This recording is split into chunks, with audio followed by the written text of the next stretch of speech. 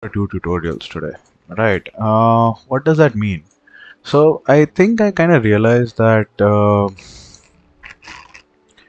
if you're going to be playing Dota, you need to understand what it's about. Right. I mean Dota 2. So let's go like completely basic. I'm a doctor by profession, and when we play any game or when we explain to any person what's happening, we want to know it from the basics, right? And I think I started it off a little bit too forward in between. So I'm gonna go completely back to basics and let's get this started.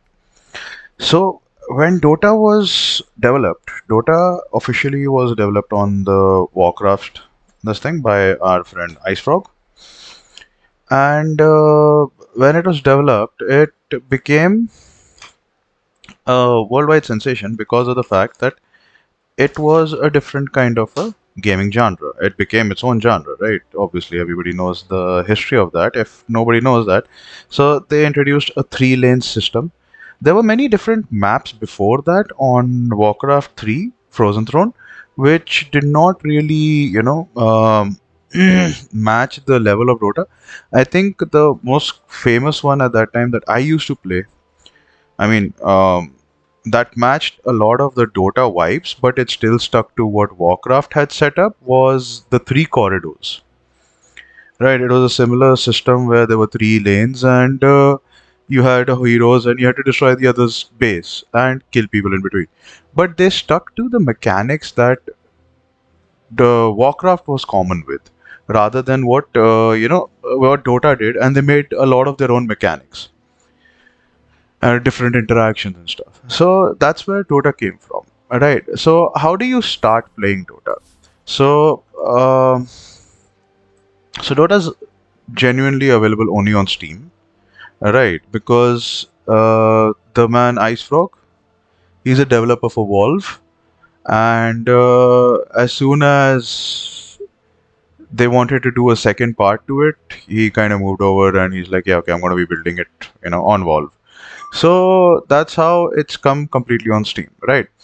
And Dota 2 was a huge thing because when it came out, this like League of Legends had already come, and other knockoffs like Heroes of New Earth and stuff had already been, doing well with like graphical improvements and everything over Warcraft, which made it a very difficult situation for Dota, to be honest, because they had to figure out like how are we going to catch the niche that is required. So what they did was they released a couple of heroes, right?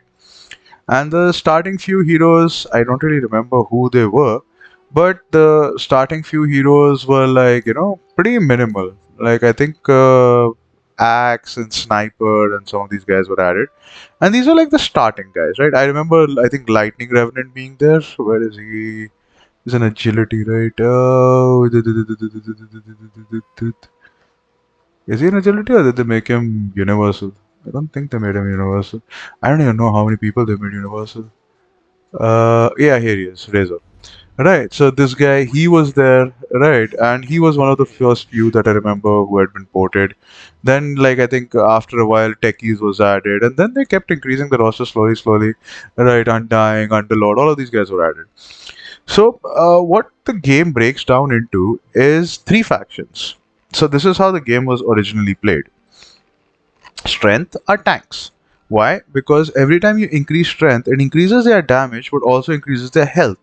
So what these guys used to do was these guys are like the bulky dudes, right? Like look, you can even see them, right? I mean, they look bulky, right? Like fat dude, right here, Pudge, right? Ogre Magi, bulky, tiny.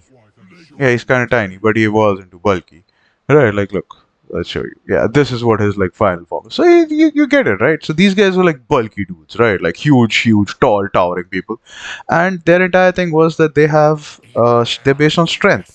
What strength does is it increases your health and your damage and your health regeneration, which has been added recently. But before it was only mostly health and damage.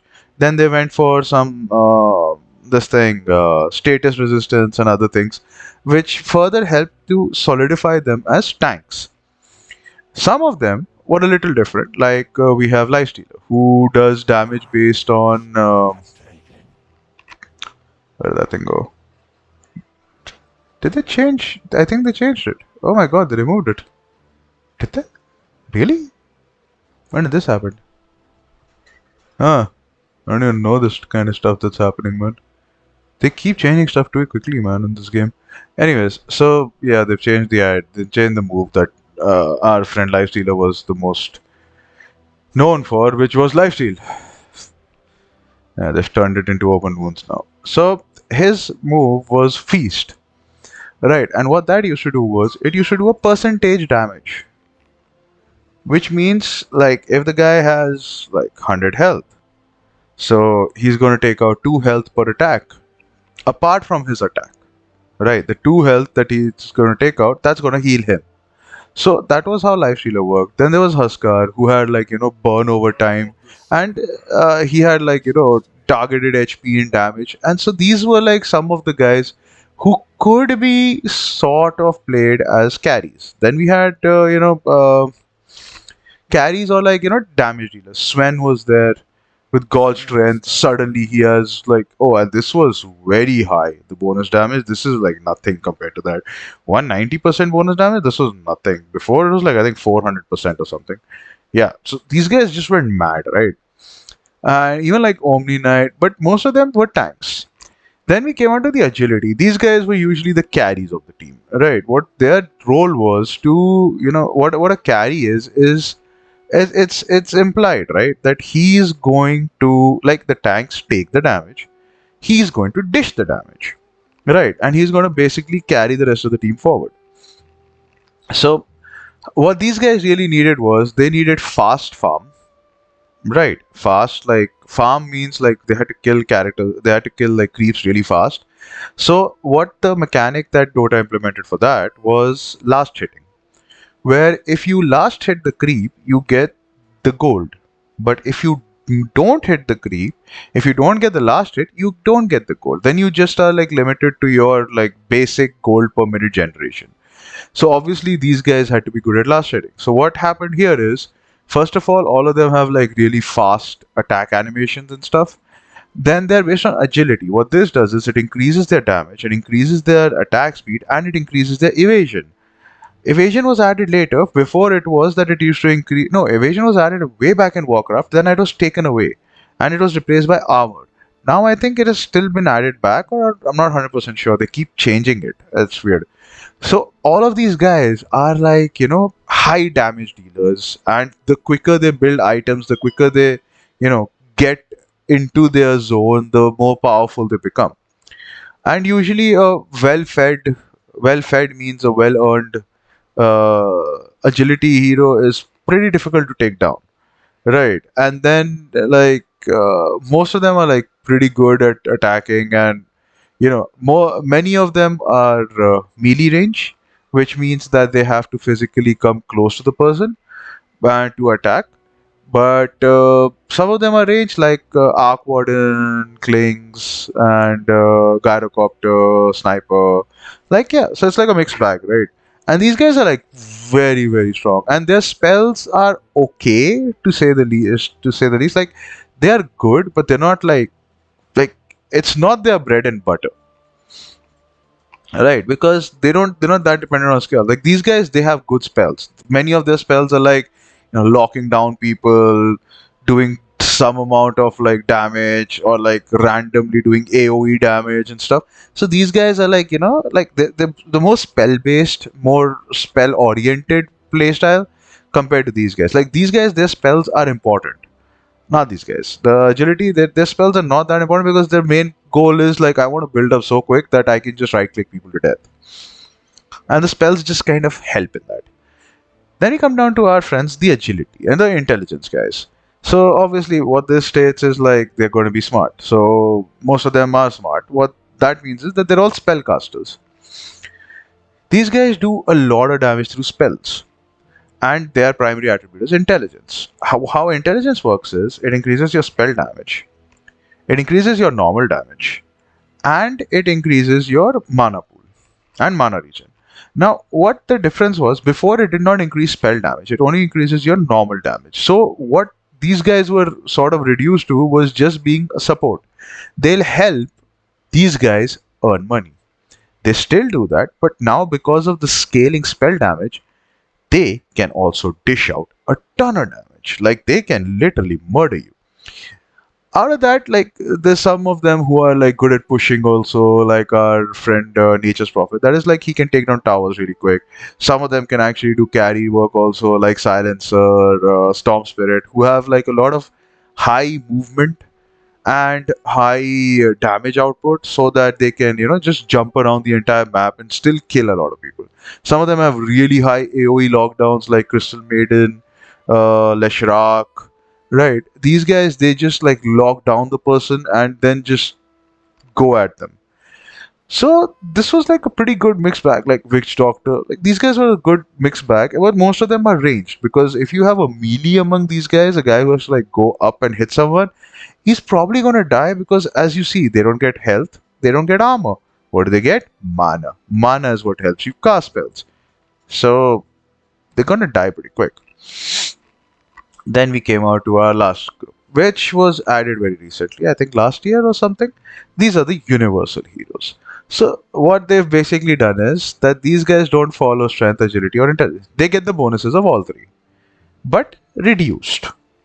So it's like they'll get the bonus of strength, but they'll get health, but not as much as these guys, but good enough. Then they'll get the bonus of agility, where it'll be not as much as these guys, but good enough. And again, with intelligence, not as much as these guys, but good enough.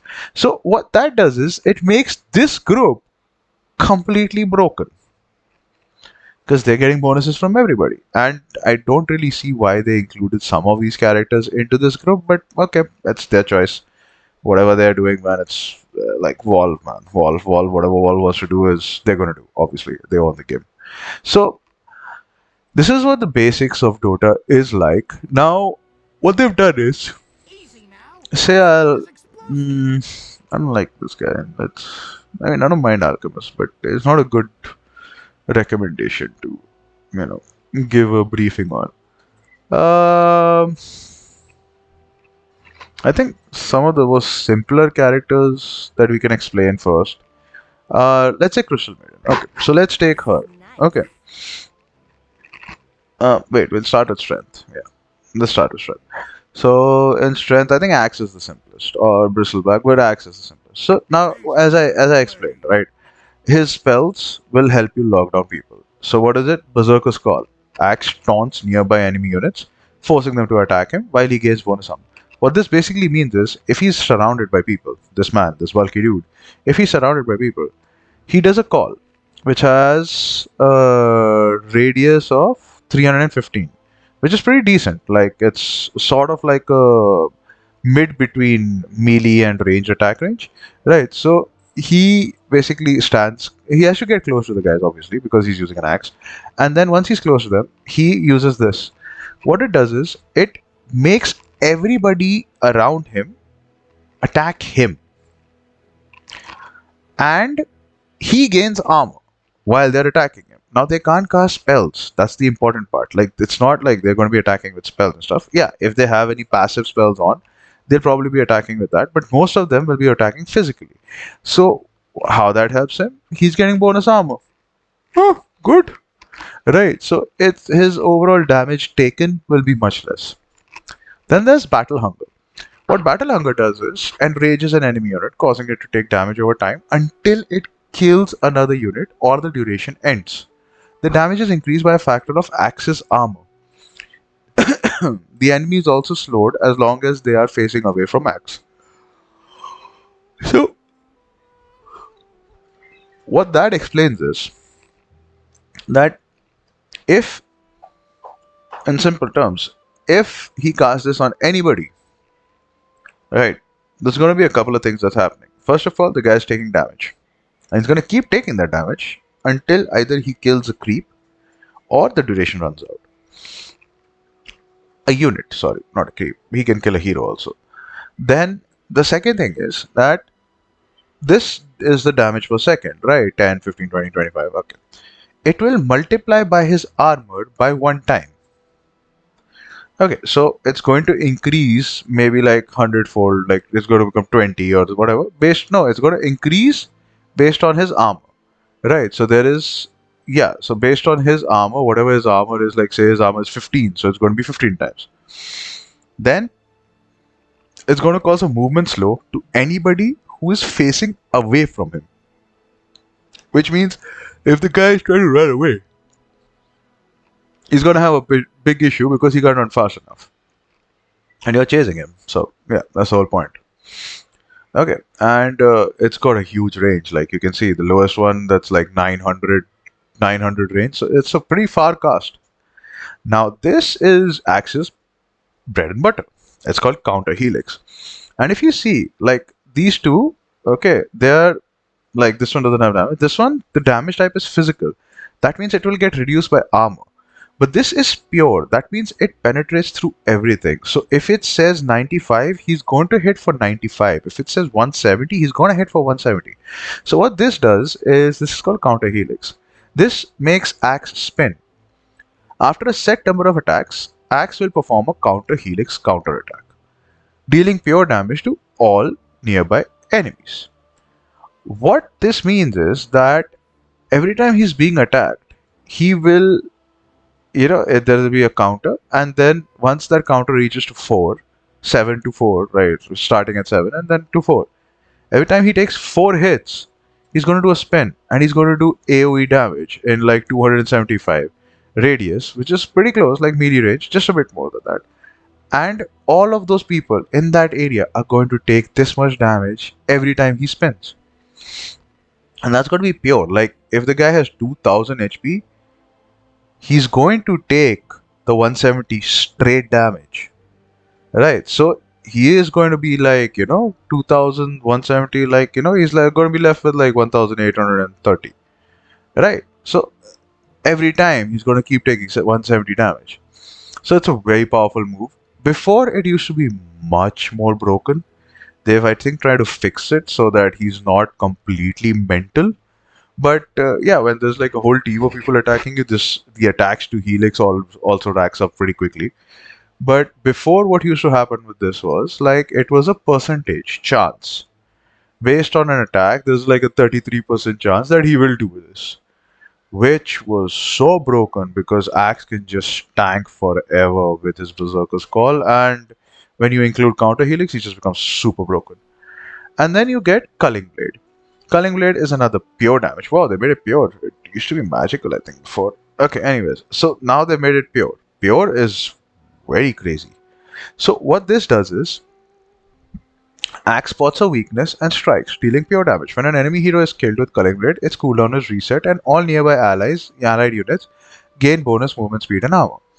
So, this wasn't the situation before. What this actually was beforehand was that it had a. Uh, oh wow, Culling Blade death cannot be prevented with other abilities like Shallow Grave. Oh my god, they've made this really strong. Yeah, so the thing with Axe was that before this move, Culling Blade had some really weird things. I think it had magical or physical damage. I think it has physical damage. And it did not pierce debuff immunity. It did not pierce this thing, spell immunity. So it was pretty difficult to cast on people who had like spell immunity going on or like other things. But I think you can use it now. Now the other thing that is like insane about this is that they made it pure damage. What it used to be before was there was a health cap, like 300 health and 500 health or like 600 health. So he sees them at that HP, and it's basically an execute attack. Like if they're below that HP, if they're in the range, then he can execute them. But because of the armor and physical defenses, sometimes that would not count. Or like if you just suddenly heal. So if like someone hits you with a sudden heal or something, it doesn't count. So that would lead to a lot of misses. But now they've made this a pure damage. So if you see the guy and you feel he's under your this thing, so this adds another little point to playing hacks properly. So this is how these guys are built, right? So now if you see all these, now what they added new was one is this. One is facets. Axe gains strength based on his armor as long as he's away from his allies. Right. That means this man is going to be taking a lot of. He's going to just become tankier and tankier because he's getting more and more strength and more armor. He's just going to get like this shit ton of HP when he comes out. The other one, call out, gives attacking enemies more attack speed and acts more armor for the duration. What this means is when he does Berserker's call, is going to make the counter shorter because they're going to be attacking faster, right? In essence. So he's going to get more spins out from his counter helix. Then they added, so this was like, how your basic character would be. You have four spells and then you play with them and you figure it out.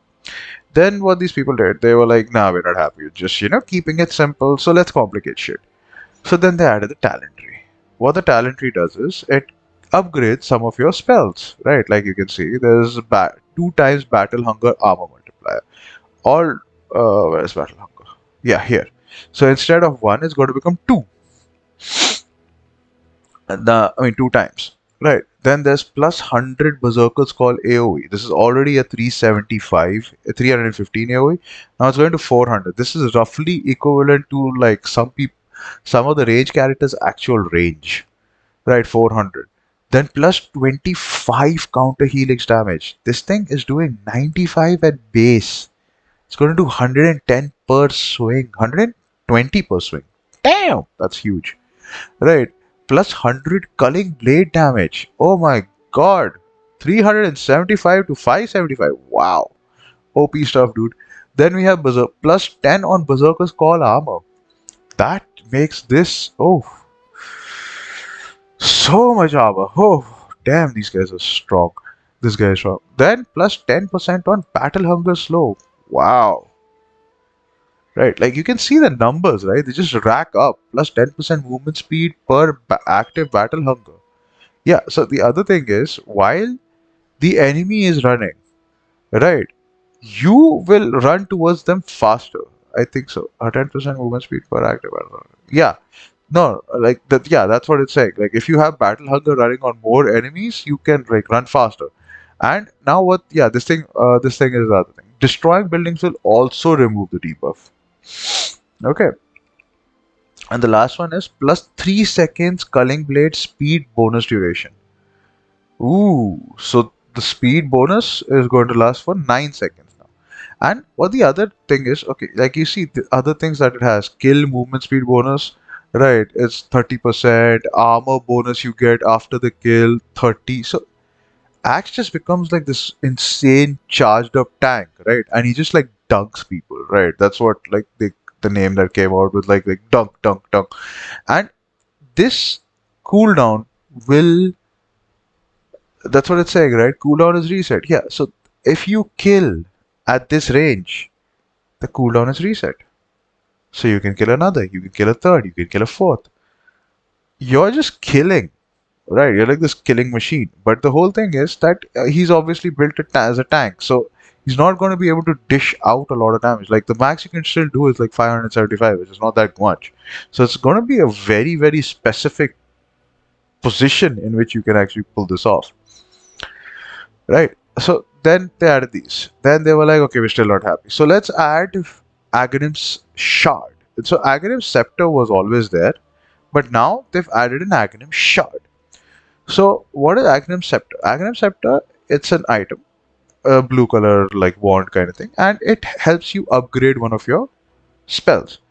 So usually before it used to upgrade your ultimate ability, but now they've changed it because they're like, let's just upgrade whatever ability we want.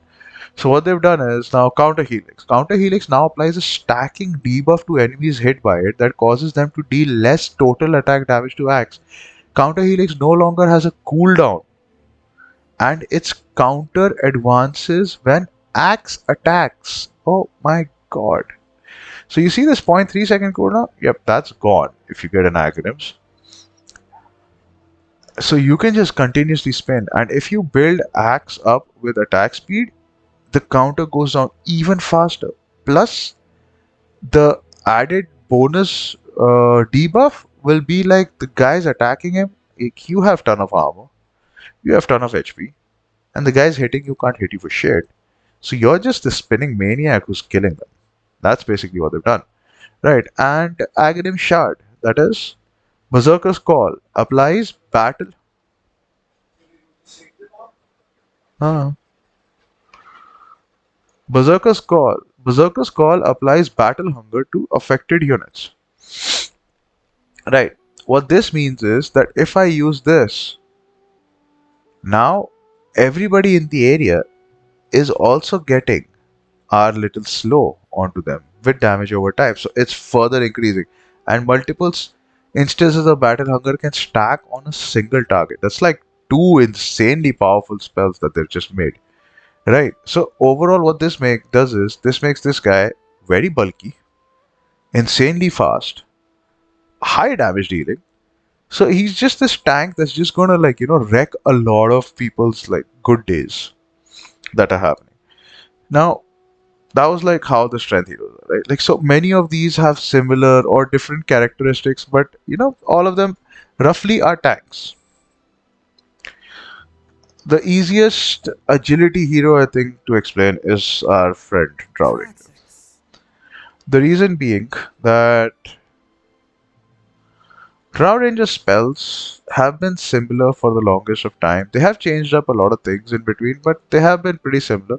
So let's go for it. First off, you have Frost Arrows. And oh yeah, one second. Let me just show you this. So this is what I'm saying. So strength, right? Since this guy is a strength hero, what that means is every point in strength also increases main attack damage. This is the primary part of it, but since it's the primary attribute. Rest, it will grant 22 health and zero point zero 0.09 health region. The agility and intelligence will also give him bonuses, but they will not grant him the one damage. That's the difference between agility, strength, and all of them. Each based on each of theirs, they will get damage. What universal is each one of them will give zero point 0.7, so it's not complete, but they will obviously get the benefits of each one of them, just a little lower, I think. No, it's similar only. Okay, so yeah, that's fine. Now we'll go to our friend Draw Ranger. So she's Drowsy. agility, so she's gonna get one damage per agility. What agility does is gives you attack speed and armor. Yeah, so they don't have evasion anymore. Before it used to have evasion, which made it very, very, very difficult to kill agility people. So now what are this? This is Frost Arrows. Adds a freezing effect to Drow's attacks, slowing enemy movement and dealing bonus damage. What this means is, yeah, obviously, her entire point is that she wants to hit, so the slower she makes someone, the more she can keep whacking them. Right. And like I said, it's a right click. So these spells are not going to be that useful. These spells are going to be just some things that are going to help them right click. Gust releases a wave that silences and knocks back and reveals invisible enemy units. Knockback distance is relative to how close they are to draw. Get what I'm saying? She releases a wave. She shoots basically like this gust of wind, right? That silences and pushes back the enemy. Like if there's someone who's coming close to her, it'll push them back. It will silence them so they can't cast any spells on her, and reveals invisible. If there is anybody who's invisible, it will reveal them too. And knockback distance is related to how close they are to draw. Got it? So this is not doing any damage, but it's going to silence them. And silence is a very powerful effect because it's going to stop you from casting any spells. When you can't silence, when you can't cast spells, you can't shut her down or lock her down because she's just whacking the hell out of you. Then we have multi-shot. Multi-shot is one second. Oh, what's happening here?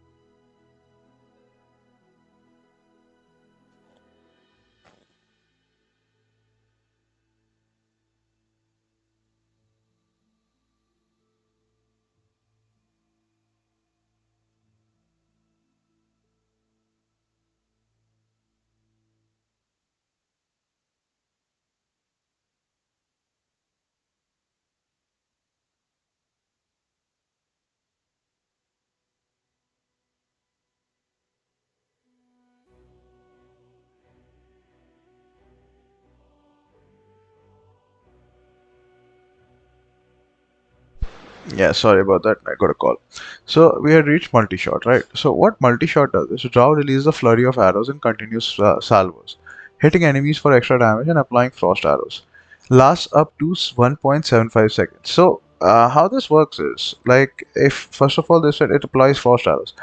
This is frost arrows. So if you don't have this, it's not going to apply it. Okay. Now, this is a channel thing. Channeled means that you have to stand still. If you move, it stops attacking. What she's doing is she's releasing a flurry of arrows. That means she's going to continuously keep shooting arrows in a continuous salvos, hitting enemies for extra damage. Means arrow base damage bonus. Like if your base damage is like 100, so you're going to be doing a bonus 100% damage. So you're going to do about 200 or further, right, per attack, which is pretty powerful. So, but that's why it lasts only up for 1.75 seconds. Otherwise, she can just sit and keep using this. Then we have marksmanship. This used to be very, very interesting. Like it had very interesting spell changes, and I'm not really sure why they keep on nerfing it and then making it better. Nerfing means like making it worse, and then upgrading, like obviously it makes it better. So they keep improving it and then they keep nerfing it. It's just weird, and I don't know at what position it's at right now. So I'm just gonna see what it does. Draw's experience in battle gives us a chance to launch arrows with negative accuracy and effectiveness. Pierces through the enemy's defenses, ignoring their base armor. Okay, so in what I'm understanding right now is that she, in essence, has a chance of hitting someone and ignoring their armor with a physical attack. Right? That sounds so dumb. And you guys had to like screw up draw again. Okay, anyways. And yeah, with incredible accuracy and effectiveness, pierces through the enemy's defenses, ignoring their base armor, the ability to disable. Yeah, so basically what this is saying is that a drow is going to be able to attack, right? And she is going to just like out of the she because she's fought a lot of battles, so she's going to be able to ignore your armor. And if any enemy hero comes within 400 range, even though I don't think she has a lot of range. How much range does she have? Her range is 625. So if the hero steps a little bit into her range, she's basically going to, lose this bonus. That's all, and they've given it a chance also. Man, why do you mess with Drow so much, man? She used to be so powerful. Anyways, then we have Glacier, which is a new attack that they've added, which Drow clears a hill of ice beneath her. While standing on the hill, attackers gain bonus attack range. Okay, and high ground advantage. They cannot miss and gain flying vision. Drow additionally gets bonus multi-shot arrows per wave while on the hill. The front of the hill obscures vision and cannot be moved through except by Drow. Does not interrupt multi-shot when cast. Ooh, nice. So this basically means that she's so in Dota, right? There's this thing like it's this whole idea of high ground. If you have high ground, you have a better chance of landing the hit compared to if you're on low ground. I don't know how that makes sense because, like, I get it, but like, I mean, you have better vision, but it's still harder to just gravity plays a part, man. And like, if you think about it naturally. But anyways, yeah, okay, I'm not a fighter. I don't know. So this is what the idea is. So she basically gets high ground. What that means is that now every attack of hers cannot miss. Getting She also gets bonus range and gains flying vision. Flying vision means that when you are like looking at the terrain, right? Like as you can see in this bit, in this like small clip that's going on. So if there are trees around, you can see this fog. This fog of war is what makes this all these like MOBA, the battle arena games, so much fun because in this fog of war you don't have vision, so you have to be very careful at times when your enemies are on the prowl. So this what it does is it removes that part. You have flying vision. That means that you can see over all the terrain that's around you. Not for a lot though. Attack bonus range 200. So I bet like it's like a 400 500 range like vision, I guess, not more than that. And Drow additionally gets bonus multi-shot arrows per wave, which means that the multi-shot arrows she will be firing maybe more quicker. Right, and the front of the hill obscures vision and cannot be moved through except by Drow. That means if her friends are standing on the this thing and anybody is like trying to attack her, they won't be able to see her. Right, it obscures their vision. So basically, it's like a high terrain, so they can't see her, but she can see them, and she's the only one who can walk through it though.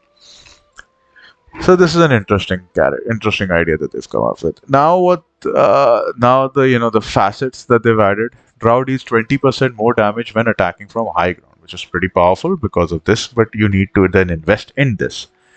If you don't invest in this, the whole point is gone. And then there's sidestep. Drow can move slowly and use items while casting multi-shot. So as I told you, right, this is a channel spell, so you can't move. This adds the movement. She can move slowly though, but you can move while using this. Then what they did was, oh yeah, and they've added innate abilities. I forgot about that.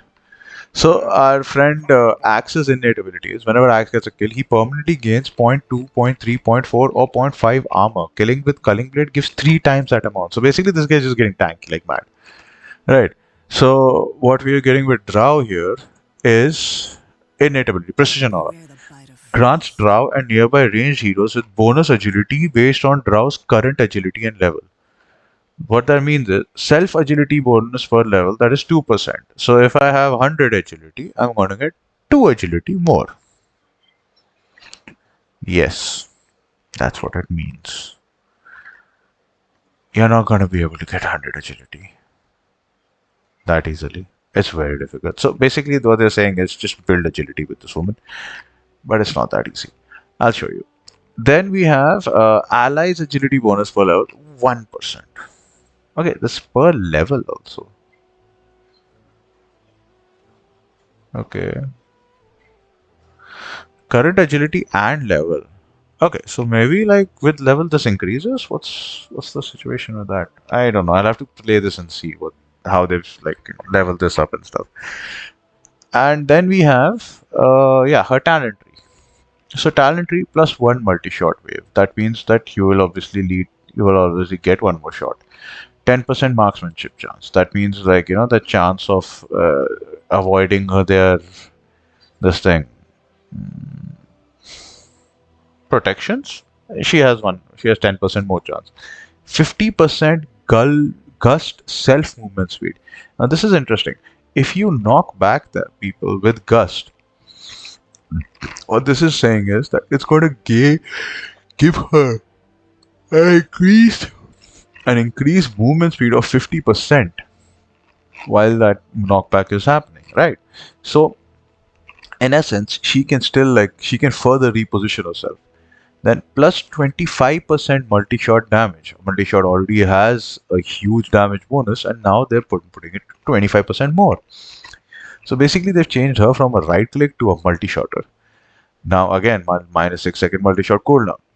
That's insane. Then plus 75 attack range. Good. They're giving her some attack range bonus. Again, I think for multi-shot mostly. Then plus 15 frost arrow damage. Again, this has to multi-shot again. So I think they've just like completely circled around this one spell. And Ice Frog was like, yeah, I love this spell, so we're just gonna keep that spell. And minus 3.5 seconds gust cooldown. Right. So yeah. It's a weird kind of way they've made her, but okay, I guess that's what they want to play her as.